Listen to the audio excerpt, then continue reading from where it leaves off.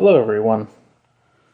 So in an effort to assuage boredom during these times, I decided how about I open something up, because that is something I love to do, and this way you don't have to.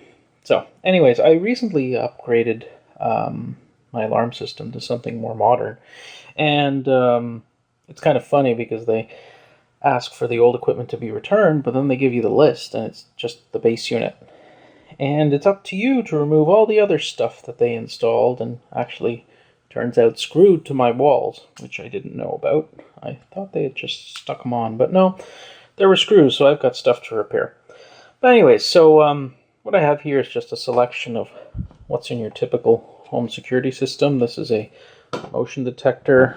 I think everybody can recognize this keypad, and this here is just a door switch. It's a magnetically activated door switch. So anyways, so we'll just get into it. In case you've ever been curious about what's in these things without actually doing the work yourself. So start off with, here we've got what's nice about these is they're really easy to open. So what's cool about this is it is a magnetically activated door switch, and if you look very carefully, you might not be able. Maybe you can see it. Let's see if we can get this focused. So right here, oh, probably can't see it, but there's a little glass tube. Again, hard to see because it's not focusing, and I am. So what that is, it's called a reed switch, and what it does is it closes when a magnetic field is detected. So very, very simple device. Uses a couple of batteries. What's interesting about these guys is they often have intrusion detection.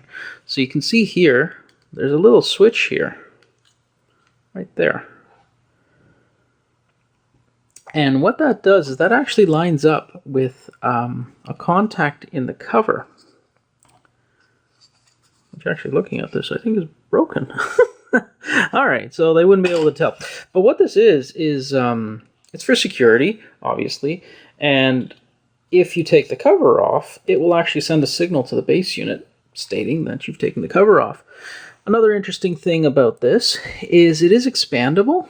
It has external connections, so you can see there's a glass break connection here. So what this is for is if you've got most people don't do this anymore, but they used to have these glass break sensors. So you'd actually have a little ribbon, an adhesive ribbon that you would mount around your window, and it would form a complete circuit. And if the window was broken, then that circuit would break and it would trigger your alarm system. Now, most systems these days don't even bother with that, and the ones that do detect glass breakage actually do it audibly. So with a microphone and some processing, they determine that, oh, that sounds like the sound of glass breaking, and it triggers your security system. So really, really simple device. As you can see, the chip here, it has a sticker on it, but as is invariably the case with these guys, it actually uses a microchip PIC microcontroller, so some of you may be familiar with that. Other than that, there's some jumpers here that are actually configurable. So if you look at this here, you can see there's a whole bunch of settings here that you can use to adjust the behavior of the device. So very simple device, very cheap to make, which is why they use them. And taking the actual cover off, you can see more. I was hoping that maybe this will give a better view of the little reed switch. This is the magnetic reed switch. And for those not familiar with how radio frequency stuff works, this here, this little metal thing here, is the antenna. And I'm assuming, yeah, and this is actually a loop antenna. So most of the antennas you see like a regular TV antenna and something like that,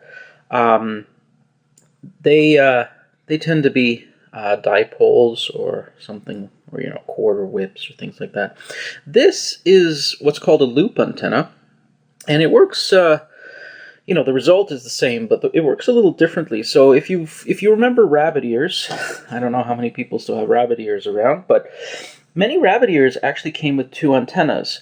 One was the two, quarter wave whips that would form the dipole, and there would be this other circular round thing, and that was for the UHF frequencies. So the two long guys were for the VHF frequencies, for the lower channels. So here in North America, that would be channels 2 through 13, while the circular antenna would be the UHF antenna, and that would be used for catching channels 14 through 69, or if you're older, even higher. So that's the kind of thing we have here, and it makes sense. I forgot exactly what frequency these guys run at, yeah, so that's that.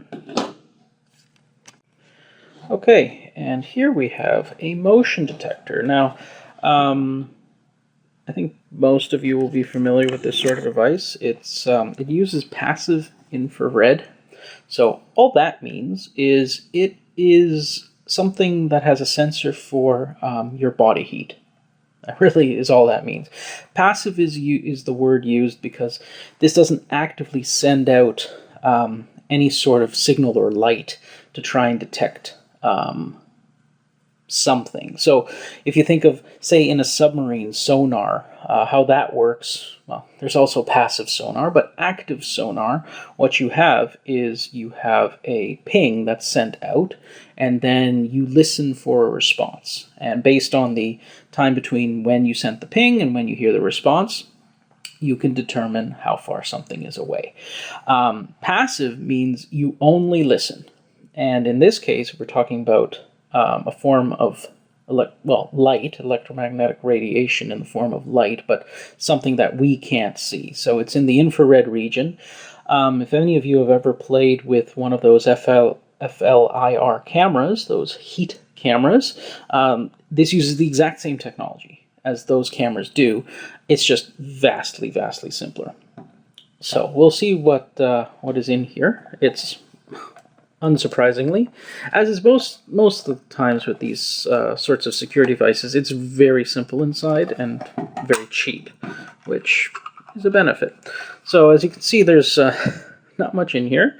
Don't think we need that. So what we have here is, well, we have a circuit board, and here's our connection for the battery. And I think this lifts out, or does this need a screw? No, just lifts out. Another thing about these sorts of devices that makes them cheap is they tend to not use any screws. So this is just some clips here. I apologize. Okay. So, what's interesting about this, actually, is when you first look at this device, you'll say, well, you're talking about light, and you're talking about infrared, and what the heck? There's no window here. It just looks like plastic. But what's special is this plastic here is actually both a window and a lens. So if you look carefully here, I'll zoom in a bit so you can see, there is a pattern on the back of this piece of plastic, and that actually forms a lens. Now, it's not the kind of lens that you would use to form a picture.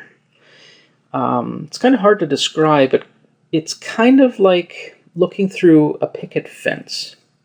So what it does is it projects multiple images of the object being observed onto the sensor here. Now the sensor here, as you can see, it's very, very, very, very simple looking, and it is very, very simple. And all it is it senses heat.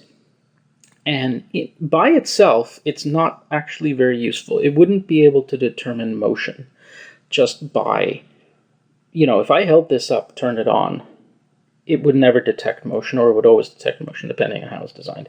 But it would not function properly.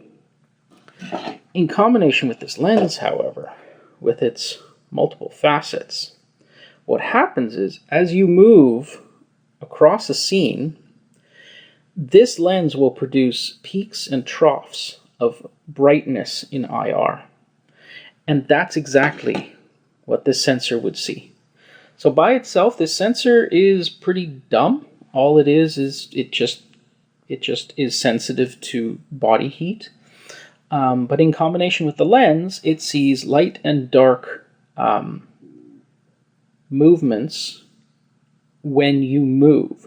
So if you stay perfectly still, this thing will not trigger, which kind of makes sense. It's called a motion sensor for good reason. That's all it really is. It's very, very simple. Zoom out here for a sec. You've got the sensor there. You've got the chip, which I actually ripped the label off of this one, so we should be able to see. Maybe if I can get the light the perfect.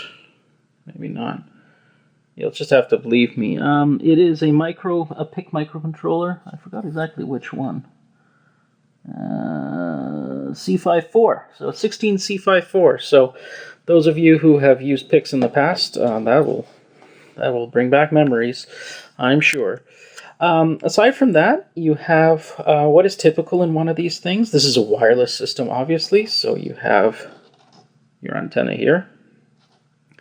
And what they actually do on this one, which is a little different from the other one, is they have a separate board here that's used, I was assuming it's used for transmission. It's probably encoder. I don't know offhand, but I would assume that's for the transmitter. The actual resonator is here, so I would assume this is here as a wireless encoder, and this is the actual RF transmitter here. So again, a very simple device, very cheap, which is the whole point of these things, but works quite well. I had this system for, wow, 10 years, and really, aside from changing batteries, it always worked great. And finally, the pièce de résistance, in this case, the keypad. Now, this one's interesting because you don't even have to open it to discover something. And what I mean by that is when I tore it off the wall, and I'm not saying that, actually, am I saying it literally? I don't remember what I did. There are holes I had to fix. But when I took it off the wall, how's that? I noticed this. There's a little spring here. So what the heck is that? Well, that's part of, if you remember on the other devices, there was a little switch that was used for tamper detection. That's what this spring is. When I press it, you hear that switch? So if you were to, come into a home and tear this off the wall, the alarm would be triggered because this switch would release and you would have the alarm going off. So just be aware of that. That's interesting. That's something I didn't expect, actually. But it makes sense because, the way the alarm systems usually work is that you have a grace period when you enter the home. So in here, this one is much simpler than even the other devices. There's really not much here. There's the central chip, and I'm assuming, again, that's... oh, no, that's not a microchip PIC. I don't know what that is. It's hard to see. Maybe there we can see it. But anyways, doesn't really matter. But this one is much simpler in that there's really nothing on here. In fact, even trying to, the other ones were using transmitter modules or things like that. Here, it's clearly a different design. And the way you can tell that, aside from other things, is where's the antenna? And on this one, the antenna is actually on the PCB. If you look here, you can see there's this trace that goes all the way around and then comes down. And it does not terminate. Or does it? I retract my statement. It does actually terminate. It goes into a series of components. So this is also a loop antenna. So that's actually, I'm kind of surprised by that. I didn't think it was when I first looked at it. So there you go. You know, there's that tamper switch, and it's actually labeled tamper. So there you go. Not much to these. I think at this point they're going in the bin. I don't really need them anymore, which is a shame because they still work fine. Actually in good shape. But that's all there really is to modern home security systems. Thanks for watching. Till next time.